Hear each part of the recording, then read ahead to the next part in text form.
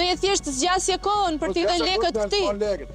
I hodhi qeni shpinë. Me që qeni nuk i hodhi lekët dhe gjërat kanë shkuar si kanë shkuar, a mund të gjendet një zgjidhje jashtë dyerve të gjykatës që të dy palët të ndahen në paqe? Edhe në këtë fazë në të cilën ndodhen këto palë, kanë mundësi që të bëjnë një marrëveshje me të cilën pala paditëse të marrë pagesën e saj, ndërsa pala e paditur ose pala ankuese t'i japi detyrimin. Ka dy mënyra, pra në momentin që vjen data e seancës, këto palë mund ta paraqisin marrëveshjen e tyre në gjykatë dhe ta miratojnë në gjykatën e apelit, ose pala ankuese mund të bëjë një kërkesë në gjykatën e apelit të jurisdiksionit përgjithshëm, ku të kërkojë heqjen në dorë nga e drejta e ankimit, sepse detyrimi tashmë është lyer dhe palët nuk kanë asnjë lloj pretendimi nga njëra tjetra. Ekziston mundësia që ju të bëni marrëveshje sipas ligjit që të kthehen lekët ose Poi me apel, siç e boni ky, do vjedhet ky me mund Tiranë, zyra apelit me gjyq, me gjitha. ti pse nuk pranon që të bësh marrëveshje me Nuk bëj marrëveshje se kam dhënë avokat, s'ka vetëm ky. Po pra, pse s'pranon? I kanë bëjë gjërat me çeft të shmeja. Është ajo që ju tha më sipër. Apeli është çelësi të gjithë atyre që duan të fitojnë kohë, me vite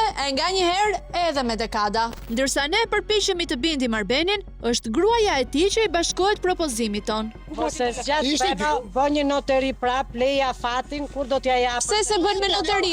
As juve nuk keni heqin gjyqin. A mos të lodheni në apel asnjëra nga palët. Jeni dakord të bëni këtë marrëveshje me njëri tjetrin, ti kthej lekët edhe mbyllet dhe çështja në apel.